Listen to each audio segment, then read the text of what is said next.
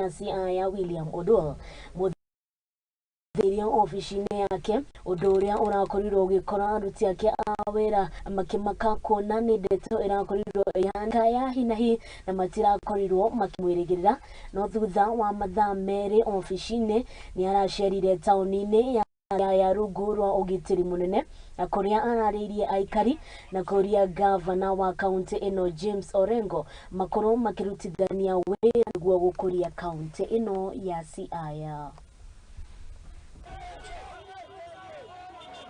The rallying call that I am making as the Deputy Governor of Siaya County is that the Senate made its determination on my impeachment proceedings at the Senate in Nairobi. I want to implore and plead with Governor James Orengo that we need to put our differences aside. What is important is service delivery to the people of Siaya County. We had a proper, robust 9-point manifesto. We need to deliver on the 9-point manifesto that we promised the people of Siaya.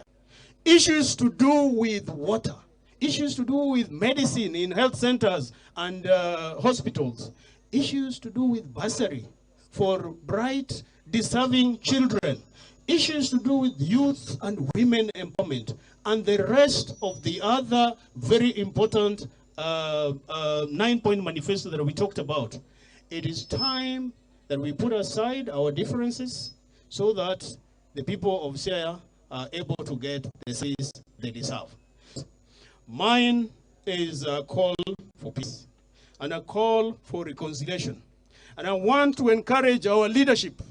I want to encourage church leaders, elders in Siaya County to bring us together so that in a very accelerated basis, we are able to embark on the journey of transforming this beautiful county of ours called Siaya.